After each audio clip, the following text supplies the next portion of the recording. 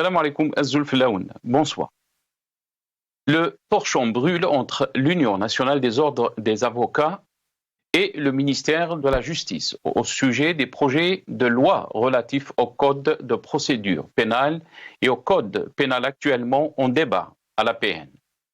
Le Conseil de l'Union nationale des ordres des avocats regrette dans un communiqué publié samedi le 1er juillet le stade atteint par la relation entre les robes noires et le ministère de la Justice. L'Union nationale des ordres des avocats a réclamé le retrait immédiat des projets de loi du Code pénal et du Code de procédure pénale qui ont atterri tout récemment au Parlement pour examen. L'Union nationale des ordres des avocats s'est à cet effet dite surprise de voir les deux textes atterrir au Parlement alors qu'elle n'a pas été, fait-elle remarquer, associée à leur préparation. Ce qu'elle considère comme une exclusion préméditée et systématique. L'Union affirme qu'elle n'a été invitée qu'à la dernière minute par la commission juridique de la PN. Dans ce sens, le Conseil de l'Union proteste contre cette exclusion d'un débat autour de deux textes qui concernent le fonctionnement du secteur de la justice comme l'avaient promis les ministres qui se sont succédés à la tête de ce département, rappelle l'UNEA dans son communiqué. Dans un pays qui se tient debout respectueusement, la justice est avant tout indépendante et au-dessous de toutes les institutions de l'État, des personnalités politiques et du citoyen. Or, en Algérie, elle est à la solde du plus fort et du plus offrant. Elle a toujours été entre les mains de décideurs. Les condamnations sont décidées bien avant les procès. C'est ainsi qu'a toujours fonctionné la justice dans notre pays. La situation des droits de l'homme en Algérie continue à susciter beaucoup d'inquiétudes aux violations quotidiennes des droits les plus élémentaires où les dispositaires de l'autorité publique exercent leur mission avec zèle et violence verbale, encouragée en cela par les tenants du tout sécuritaire. Il est vrai que le dispositif judiciaire mis en place n'avait que pour seule vocation de terroriser les citoyens, les militants politiques et associatifs. Il y a actuellement dans les prisons du régime des dizaines de citoyens qui, pour un post sur Facebook, d'autres pour les opinions politiques arrêtés depuis plusieurs mois, dont l'instruction traîne sans qu'ils aient la moindre information concernant leur situation. En même temps, nous observons le silence terrifiant des partis politiques d'opposition, de l'élite et de la société civile face à l'absence des libertés. L'Algérie nouvelle en pleine répression, la peur fait son grand retour. Près de 4 ans après le début du Hirak, le climat s'est durci. La conscience devrait nous dicter de continuer à dénoncer cette nouvelle Hugara, dans cette nouvelle Algérie, qui finira par triompher de ceux qui l'amènent dans l'incertitude. Qui aurait cru que Bouteflika serait balayé de l'histoire après avoir régné une vingtaine d'années? L'histoire se répétera.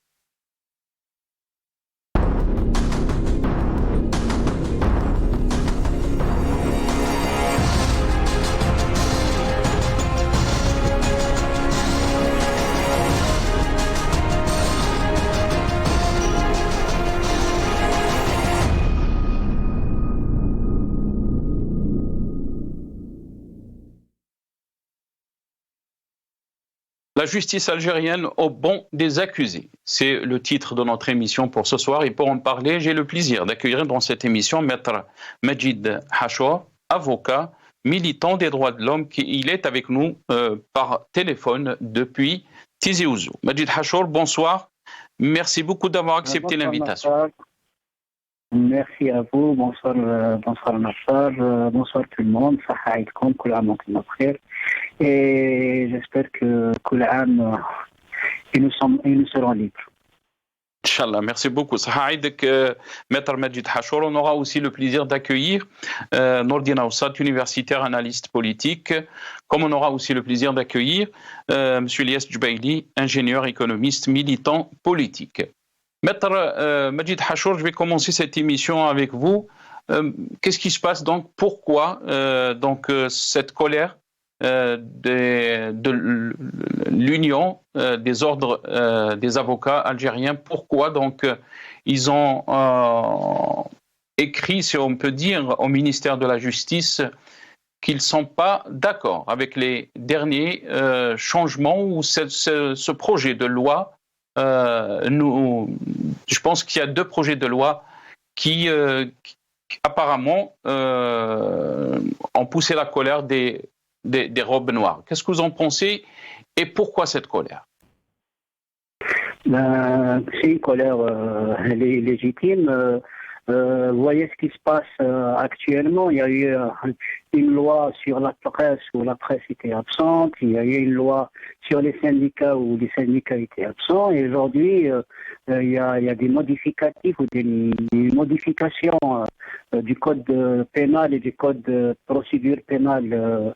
Un code et des outils qui interpellent ou qui ont une relation directe avec la vie quotidienne juridique de l'avocat et voilà que ce dernier n'est nullement, on dirait qu'il n'est nullement concerné. Pire que ça, c'est qu'il est mis dans le fait accompli.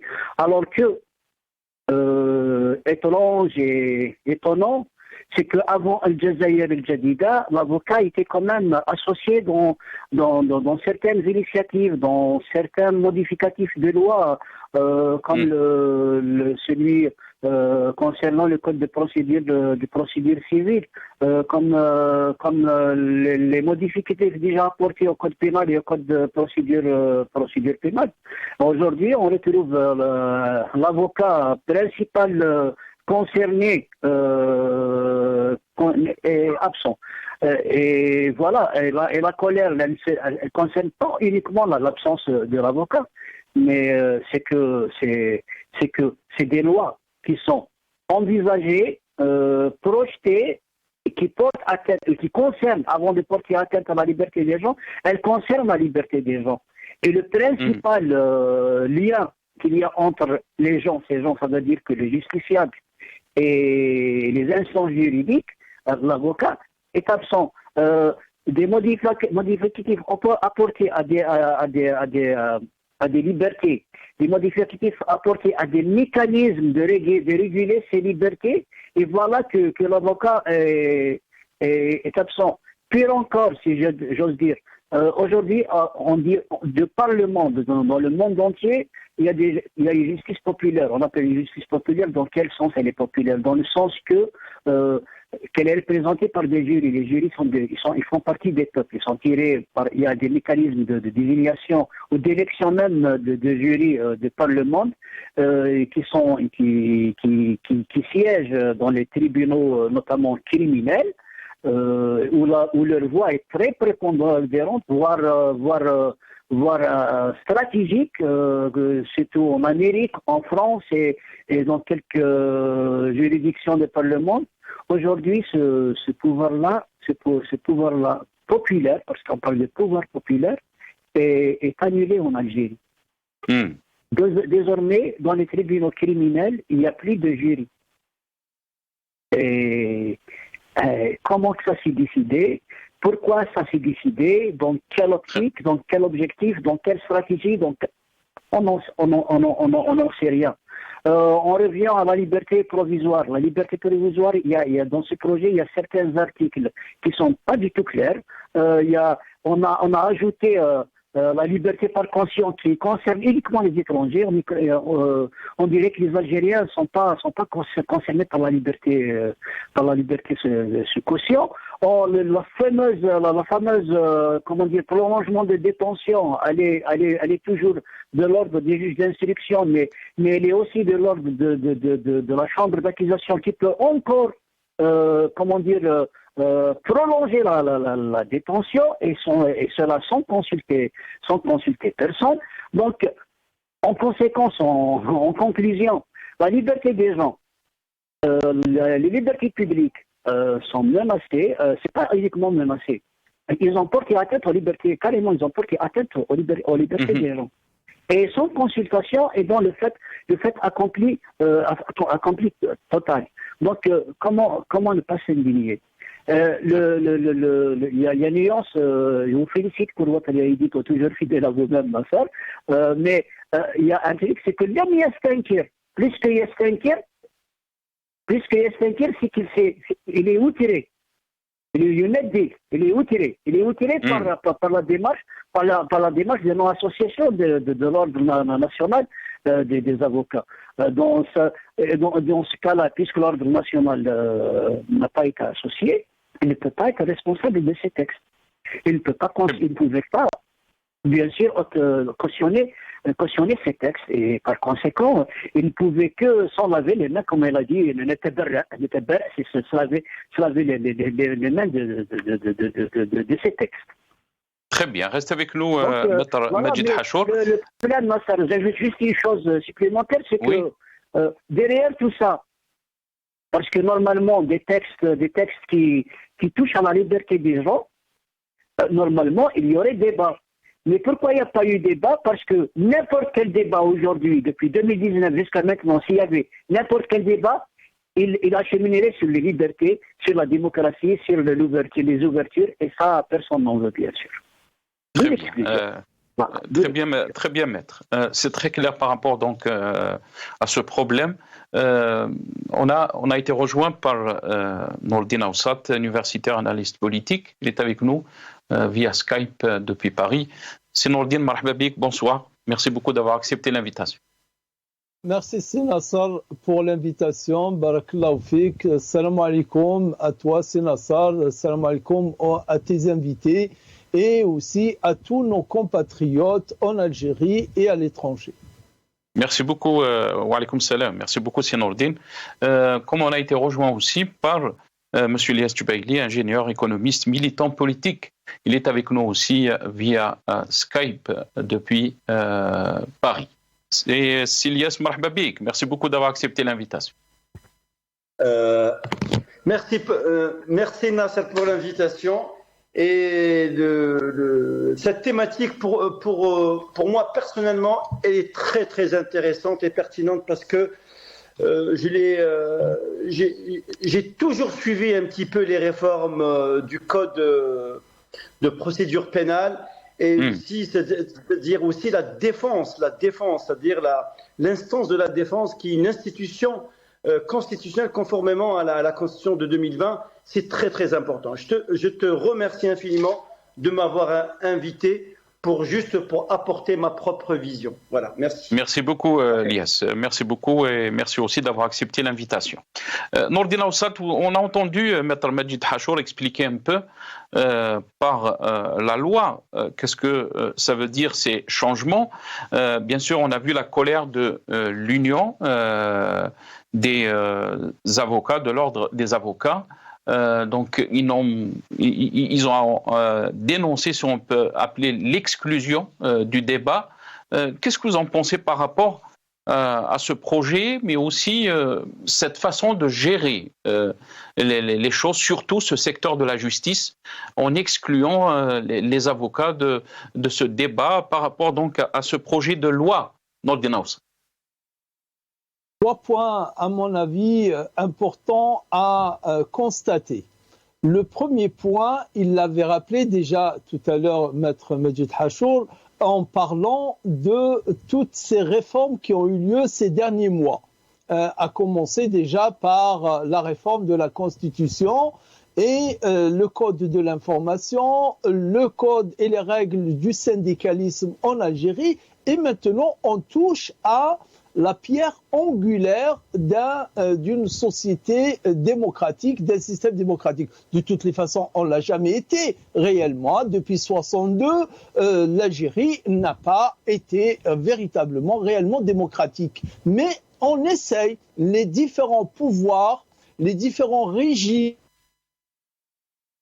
depuis 1962 jusqu'à celui de Abdelmadjid Tebboune, ou bien celui dont Abdelmadjid Tebboune est la façade civile, ils ont essayé. Et ils essayent plus ou moins. Mais là, c'est carrément l'exclusion totale. On fait la loi sur l'information sans les professionnels de l'information, on fait une loi sur le syndicalisme sans les syndicalistes, et là, on fait une loi de procédure, on revoit le code de procédure pénale. Le code de procédure pénale, il concerne la plainte et les différentes phases qu'une plainte prend depuis le dépôt de plainte jusqu'au procès. Et là, l'avocat, il est au centre de ce dispositif-là. Qu'on fasse cette réforme sans consulter les avocats, c'est grave. Donc, premier point, c'est ces réformes-là. Il y a lieu de s'alarmer, il y a lieu encore, je dirais, d'augmenter en vigilance et en indignation face à ce régime qui, d'autoritaire à autoritariste et d'autoritariste comme régime à carrément dictatorial comme il est en train de prendre pied. Et le deuxième point, donc j'ai lu comme vous tous cette lettre écrite par l'Ordre des avocats, l'Union de l'Ordre des avocats. Les mots sont très forts puisqu'ils parlent de dénonciation totale. Troisième point, je dirais qu'il faudrait, là je m'adresse à tous, nous les citoyens, les compatriotes et les partis politiques et tous, on doit s'élever parce que c'est mon troisième point, on touche, comme je le disais, à la pierre angulaire parce que la justice, c'est plus qu'une pierre angulaire, c'est vraiment le pilier central d'une société où le citoyen peut vivre, disons, avec une certaine assurance. Et si il n'y a plus d'assurance, que le droit ne le protège plus, alors là, il ne reste plus aucun espoir. Très bien, c'est Nourdine. Vous avez rappelé donc ces changements, ces lois qui ont été opérées par rapport donc à la loi de l'information, du syndicalisme aussi. Ilyas Jubaili, comment, je pense que c'est un sujet qui est cher pour vous et aussi vous étiez très content qu'on en discute aujourd'hui. Qu'est-ce que vous en pensez de cette politique de l'exclusion alors qu'on n'a pas arrêté de matraquer les Algériens de la nouvelle Algérie, de l'Algérie nouvelle, des nouvelles pratiques et on se rend compte que c'est la politique de la continuité ou même du pire. Qu'est-ce que vous en pensez, Ilyas Jubaili? Très simple, là, sous le contrôle et la supervision de Maître Hachour, au fait, il s'agit de deux amendements. Le premier, c'est un projet du code pénal, et le deuxième, c'est la procédure du code, c'est le code de la procédure pénale. Il y a deux amendements. Ces deux amendements ont été proposés par le ministère de la Justice et soumis à l'APN, à la Chambre basse. Apparemment, l'Union nationale de l'Ordre des avocats, il n'a pas été consulté, ou il n'était pas dans l'élaboration de ces deux projets, il a été exclu. Moi, ce qui m'étonne, en fait, personnellement, voilà, ce qui m'étonne, c'est que l'unité magistrat a été entendue, c'est ma mémoire est bonne, le 3 février 2023 sur les mesures envisagées de la réforme du Code de la procédure pénale. Ils ont été informés le 3 février. Je dis bien sous le contrôle de Hachour. Ils ont été informés. Ils étaient apparemment stupéfaits, surpris, que le projet, il était peu ambitieux. Et l'intitulé, je dis bien l'intitulé du projet élaboré par le ministère de la Justice, son intitulé, c'est disposition portant modernisation et simplification du code de procédure pénale. Alors que le projet qui a été élaboré par les avocats à l'occasion des États généraux, il portant l'intitulé quoi? Simplification de la justice pénale, constat et proposition. Constat et proposition. L'insan en tant que personne rationnelle, c'est quoi un homme de loi? Un homme de loi ayant rôle dans l'exercice de la justice. Mon curseur, s'il me dit, est-ce que vous allez croire qui? L'Union nationale de l'Ordre des avocats, qui ont la compétence qui ont fait des études et qui peuvent être porteurs d'une proposition. ou bien dans le ministère de la Justice. Naturellement, je me penche vers l'ordre des avocats, vers ces hommes de loi. Eh bien, ils ont été exclus ils ont été exclus à l'élaboration de ce projet. Leurs propositions n'ont pas été prises en compte. Mais moi, ce que je dis, d'ailleurs, moi, je m'appuie un petit peu sur certains avocats.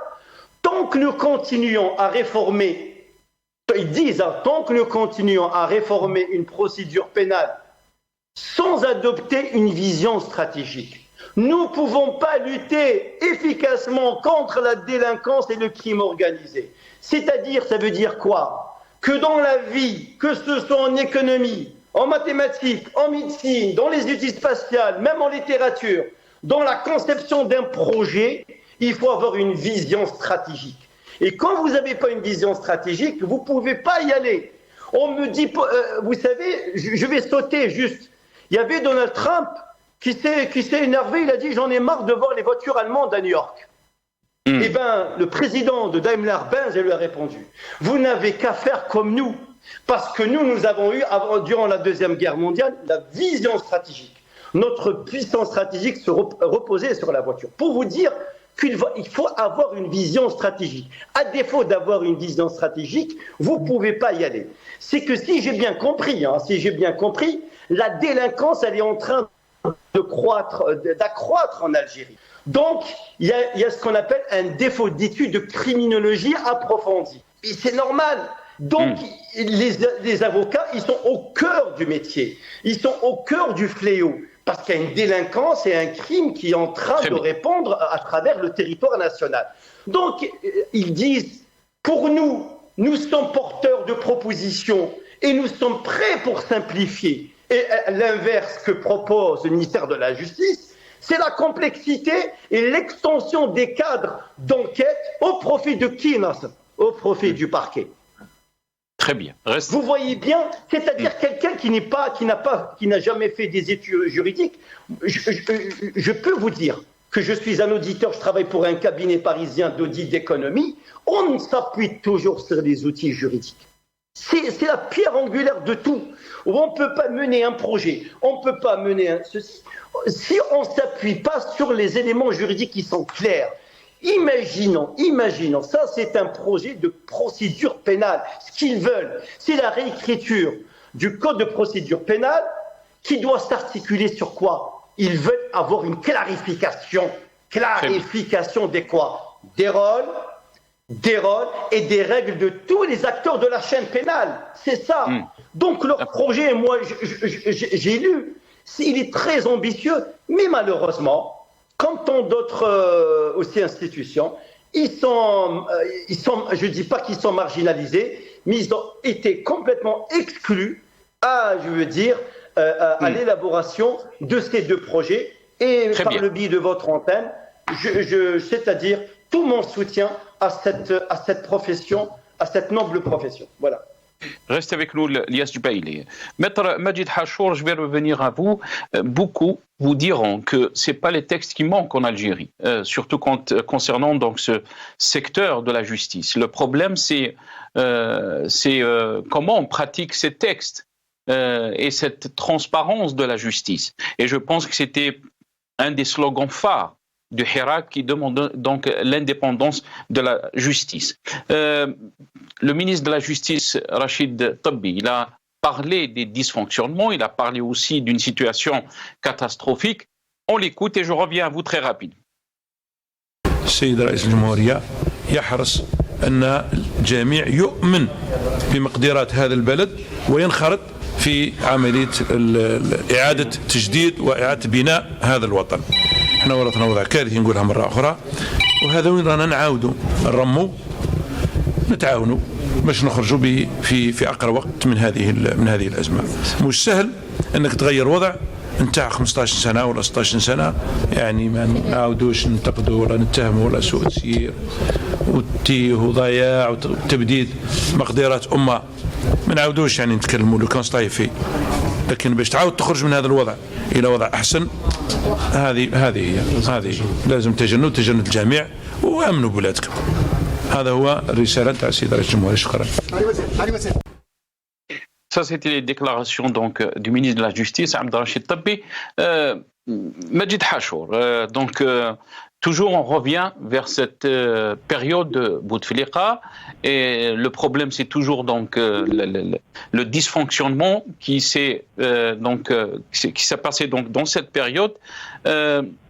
Et je pense beaucoup d'observateurs, et peut-être vous-même, vous allez nous le dire, le pire, c'est ce qui se fait maintenant, et surtout après le Hira. Évidemment, quand il dit le constat était à répondre, le constat est passant à mieux. Mais d'accord, mais le problème c'est que il y a une gestion depuis 62. Pas uniquement depuis l'ère du Bouteflika, mais depuis 62, il y a une gestion bureaucratique et statique du pouvoir judiciaire et des textes judiciaires. Je m'explique. En dehors des textes législatifs, de la loi, il y a une jurisprudence, nombreuse. On très bon dans les gazettes des palais. Il y a une jurisprudence énorme. Ça veut dire que la Cour suprême travaille et produit des textes. Mais le problème, c'est quoi? Le problème, c'est que jusqu'à maintenant, parce que la jurisprudence, pour qu'elle soit effective, c'est qu'il y ait la réunion de toutes les chambres au niveau de la Cour suprême. Ils utilisent tous les nouveaux textes, tous les nouvelles jurisprudences. Jusqu'à maintenant, il y a eu rarement de réunions de toutes les chambres au niveau de la Cour suprême. Majid Hachour, je pense qu'on a un petit souci. Le son, il n'est pas très audible. On va essayer de régler ça très rapidement avec la technique. Restez avec nous, Majid Hachour. Nourdine Aoussat, vous avez entendu D'accord. On va vous rappeler, espérons donc qu'on va régler ça très rapidement. Nourdine Aoussat, vous avez entendu les déclarations du ministre de la Justice.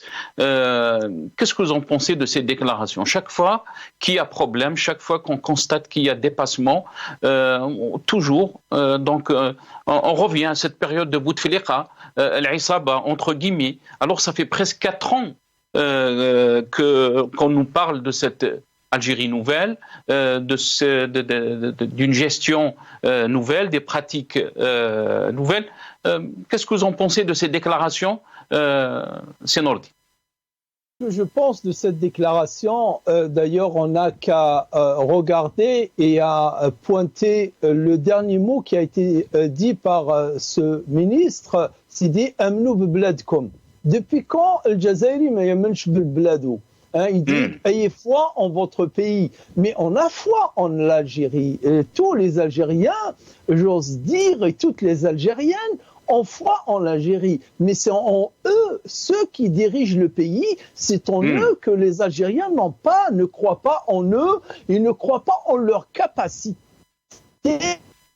Ils ne croient pas en leur volonté, ils ne croient pas en une possession d'une certaine vision de gérer le pays. C'est ça le problème. Le problème, c'est pas est-ce que les Algériens croient en l'Algérie ou non. Le problème n'est pas non plus est-ce qu'il faut simplifier, améliorer, changer le code de procédure pénale. Bien sûr que dans tous les pays du monde, ça se passe, ces changements. Les changements se font de manière démocratique. Ils ne se font pas de manière autoritaire. Les changements vont vers le mieux. Quand vous avez plusieurs millions d'Algériens et d'Algériennes qui sont sortis dans la rue pour demander plus de démocratie, pour demander plus de souveraineté pour le peuple, et vous répondez, le régime, le pouvoir, les militaires, je dis bien les militaires, répondent par des lois qui vont à l'encontre de ces revendications, de ces demandes, il y a problème. L'Algérie, les Algériens souffrent. Et nous avons souffert puisqu'ils font allusion à l'époque de Bouteflika sans oser et sans avoir le courage de le citer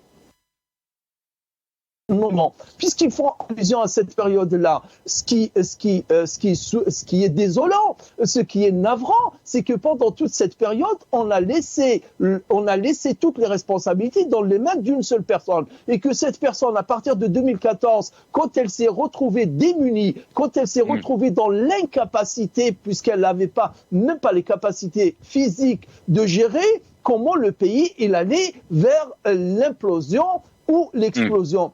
Donc, quelle a été la réponse du régime? On nous a mis une constitution qui donne plus de pouvoir et qui donne des pouvoirs presque illimités à un président. Donc, d'un régime présidentiel, on est tombé dans un régime encore plus présidentiel. Et là aussi, tout le monde souffre, tout le monde il se plaint que dans ce régime-là de procédure pénale n'est pas clair. Regardez combien les gens attendent. Il parlait tout à l'heure de la procédure pénale. La procédure pénale veut que quand vous passez dans un premier procès en première instance, quand vous faites appel, vous espérez avoir un allègement en faisant appel. Le dernier nous l'avons vu, que ce soit pour le Qadi Ihsan ou pour celui de général Rdiri, on rajoute, Rdiri, on rajoute 2 années au procès initial, ce qui veut dire que le parquet, le ministère public, l'État, les militaires, disons-le clairement et explicitement, ils ont plus de pouvoir aujourd'hui qu'ils n'en avaient ailleurs. Un dernier mot. Très rapidement, c'est parce qu'il me reste un peu de temps et j'aimerais avoir votre avis aussi par rapport aux partis politiques, par rapport à l'élite aussi, par rapport à la société civile. Vous avez parlé qu'on ne doit pas se taire face à ces dépassements. Donc, tfadal Senoldine, très rapide. C'est bon, je peux reprendre tout à l'heure. Allez, je te laisse. Très bien, c'est Nordine. On va donner la parole à Ilyes Jubaili. Ilyes Jubaili, le ministre de la Justice a déclaré aussi que les citoyens, quand ils se présentent donc aux tribunaux, ils ont peur. Ils ont peur donc de cette justice ou de l'injustice. On l'écoute et je reviens à vous très rapide. في الحقيقة المواطن يعني معذور في نظرته السلبية لكل مؤسسات الدولة وبالأخص لمؤسسة القضاء، لأن المواطن لما يمشي للعدالة ما يحسش بالاطمئنان. المواطن لما يمشي للعدالة مظلوم ما هوش متأكد بأن القضاء سينصفه. المواطن اللي ما ارتكبش جرم ما هوش متأكد باللي كي يمشي للقضاء يعاود يرجع لداره. هذا الواقع، هذا هو الواقع، يعني لا داعي لمداراة. Ilyes Jubaili, هذا الواقع c'est la réalité, mais est-ce que cette réalité est en train de changer? Ilyes Jubaili. الواقع الحاضر ولا في الماضي ولا في المستقبل، أنا كمواطن جزائري حب نستثمر في بلادي نخاف. كون نقول لك علاش نخاف. انا نخاف كمواطن جزائري حب نستثمر في بلادي مع طلبه ولا مع مهندسين حبوا نديروا ان بروجي في الجزائر، نخاف. وعلاش؟ اسمع مليح. Qu'est-ce qu'il dit ce que propose le projet de loi de code de procédure pénale. Le projet prévoit l'incrimination de l'entrave de l'acte d'investir de mauvaise foi par des peines sévères, lesquelles peuvent atteindre 12 ans d'emprisonnement dans le but de nuire à l'économie nationale. Ça veut dire quoi? Tout ça, ça veut dire que le juge, ce qu'on appelle, il va évaluer de façon subjective, il peut juger un gestionnaire d'un projet. Ça peut arriver, j'ai pas réussi à faire valoir mon projet. Il peut, de façon subjective, il peut me juger pénalement, il peut juger un ingénieur ou un projet ou un grand entrepreneur pénalement, parce qu'il peut dire attention, vous avez nui à l'économie nationale, vous êtes de mauvaise foi. Quel est le critère? Quel est l'indicateur? Quel est l'inducteur mesurable qui permet au juge d'évaluer un gestionnaire pour prouver qu'il est de bonne ou de mauvaise foi. Ça n'a aucun sens. Un gestionnaire n'est pas responsable pénalement. Un gestionnaire n'est pas responsable pénalement. L'une des plus grandes banques, ce qu'on appelle privée, qui a complètement, qui a déposé le bilan durant le tremblement de terre de Kobe, c'était un broker online. C'est des milliards et des milliards qui a complètement mis la banque à travers. Il n'a pas fait, il a été arrêté à l'aéroport. Il a fait 1 mois de prison au Kharj. Kirvin, qui a dilapidé 4,5 milliards d'euros pour la Société Générale, il a été percuté, il a été un petit peu sous pression, mais il n'a pas fait réellement la prison. On peut pas porter un gestionnaire, on lui dit vous êtes responsable pénalement. Revenons à ta question, Nasser. المواطن الجزائري كي يدخل العداله يخاف باسكو سي بيرتينامون قادر حقه ما يجيبوش il se peut mais يجيبوش oui حقه ما يجيبوش parce que rien n'est démocratique, rien n'inspire confiance. On n'est pas dans une société démocratique. Je vais sauter du coq à l'âne. Regardez ce qui se passe en France. Allah yarhamou quand il a été. C'est la première fois dans l'histoire de l'institution, dans la police nationale, un policier qui a été inculpé pour homicide volontaire, écroué et en détention provisoire, il se trouve à la prison de la santé. La justice, elle a parlé. La justice, pression, pas pression. La justice, elle a parlé.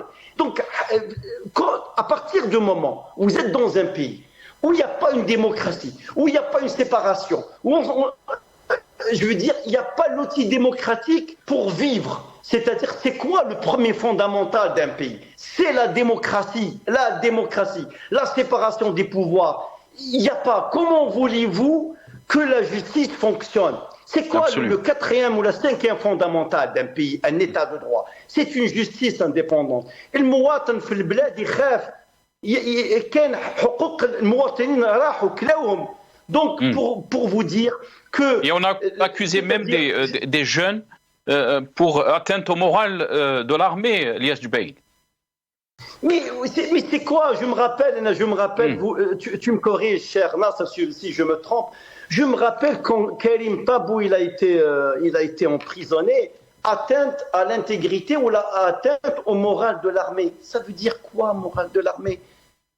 Mais ça ne se dit même pas. Une armée régulière, qui se veut force régionale, qui est considérée comme l'une des armées les plus puissantes des pays arabes ou l'Afrique, vous dites atteinte au moral de l'armée. Par des déclarations. Pardon, Smahli? J'ai dit seulement par des déclarations. Oui, seulement par des déclarations. Ça veut dire quoi? C'est-à-dire tout est subjectif, rien n'est objectif, même dans les déclarations, même quand on veut incriminer quelqu'un, lui porter la charge, c'est des charges subjectives qui ne reposent sur rien.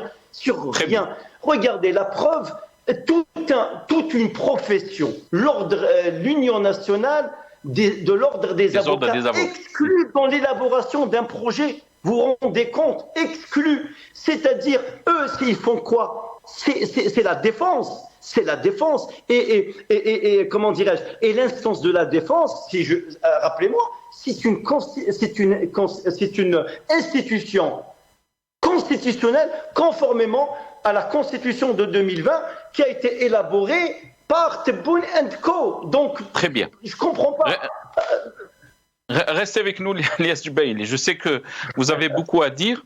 L'exclusion, vous avez parlé de l'exclusion de l'Union nationale des ordres des avocats. Peut-être que beaucoup vous diront l'exclusion de tout le peuple depuis 60 ans dans la gestion de son pays.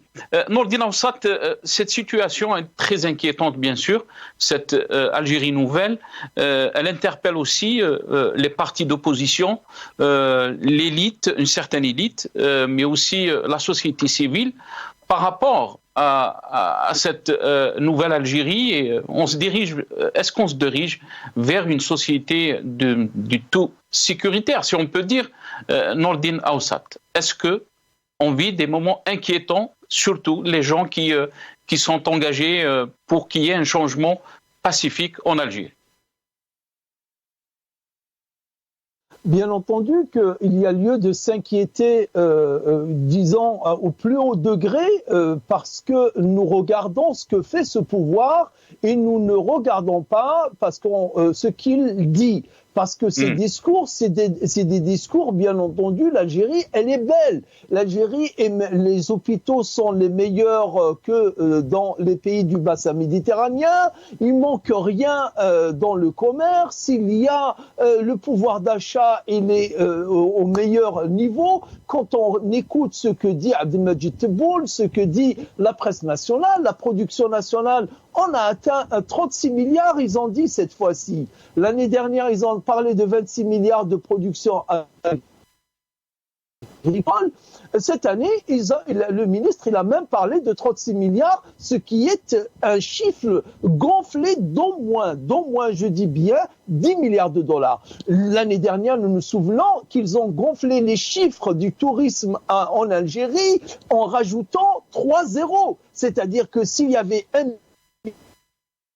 million, ils ont dit qu'il y avait 100 millions de touristes, et encore, c'est des touristes internes ou bien le retour des ressortissants algériens de l'étranger. Donc, ce pouvoir-là, quand un pouvoir ment, quand un pouvoir crée des mensonges sciemment et volontairement et de façon aussi flagrante, il y a lieu de s'inquiéter.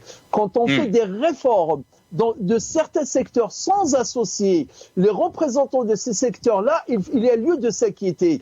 Je voulais expliquer quelque chose qui va nous donner la compréhension, parce que pour moi c'est la clé de voûte, c'est que n'oublions pas que l'Algérie depuis 62, aucun chef d'État, appelons-le président ou appelons-le comme on veut, aucun chef d'État, même Ali Kafi qui a commandé 6 mois, même Boudiaf qui a commandé 6 mois, même Zeroual qui a commandé 3 ans, aucun chef d'État n'a été aussi faible, aucun chef d'État n'a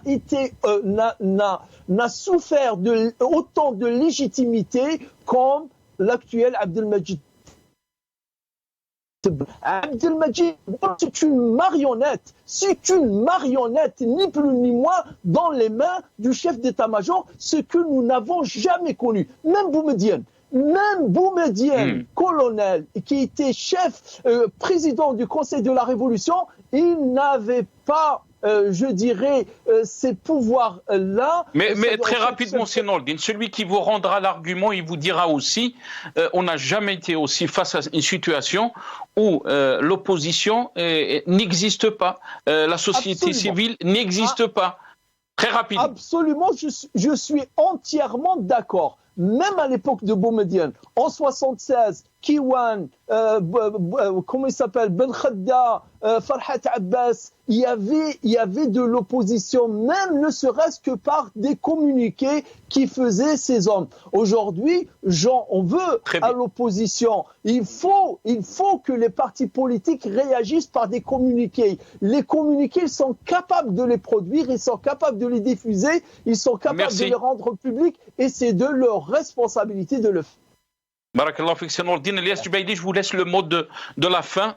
Qu'est-ce que vous en pensez, la question qui a soulevé c'est Nordin, mais aussi la place des partis politiques d'opposition. On peut réagir même avec un communiqué, a dit Nordin Aoussat. Votre réaction, Elias Jubaidi? Rapidement, juste Nasser, c'est pour placer le mot juste à la place juste. C'est que Jazer Jadida, l'Algérie nouvelle Algérie, c'est même pas Tebboune, c'est même pas à nous. C'est celui du général de Gaulle. Est-ce qu'il l'a dit avant le plan de Constantine ou après? Donc c'est du plagiat déjà. Hadil Kilma, la dénomination, elle n'est même pas à lui en fait. Donc il l'a récupéré. Et ça c'est important pour que nos compatriotes qui nous suivent, il faut qu'ils sachent que Al Jazer Jadida c'était dans l'esprit ou la nouvelle Algérie, c'était de Gaulle qui l'a dit. Bref, pour revenir à ta question. Il n'y a plus d'opposition en Algérie. Les partis politiques quasiment sont inexistants, avec tout le respect que je leur dois. Il n'y a plus, il n'y a rien. La société civile complètement laminée, il n'y a rien quasiment, c'est le désert, c'est nada, c'est le vide, il n'y a rien. Quasiment, il n'y a aucun, peut-être un Nordin. Et pourquoi Ilyas Jbaili? Parce qu'il ne me reste pas beaucoup de temps. Pourquoi, d'après vous? Est-ce que vous pensez seulement la question répressive? On a vu bien sûr avec l'article 87 bis, qui on peut, si on peut dire, menace tous les Algériens, surtout ceux qui sont impliqués dans le Hirak. Très rapidement, Ilyas Jbaili. L'article 87 bis du Code pénal, c'est un article liberticide, c'est-à-dire si n'importe quel citoyen, s'il dit que le kilo de viande il est cher sur la page Facebook, ça y est, on va lui coller le 87 bis, on peut le. Et on a vu ça avec le journaliste de Chourouk. Mais absolument, tout à fait. Il y avait des journalistes aussi qui ont fait qui ont dénoncé les événements du Sud sur le plan économique. Je ne sais pas, c'était Mohamed Moulouj qui s'est retrouvé en prison. Mais je veux dire, c'est fini, il est laminé. Le 87 bis, c'est là ça. Celui qui parle, on le frappe et la prison. C'est-à-dire, je comprends ceux qui sont à l'intérieur du pays et je tiens à les saluer leur courage. C'est-à-dire le 87 bis, quasiment, il a laminé toute la société algérienne. On n'en peut plus parler, on a peur de se retrouver derrière les barreaux. Barakallahu fik Ilyas Jbaili, merci beaucoup.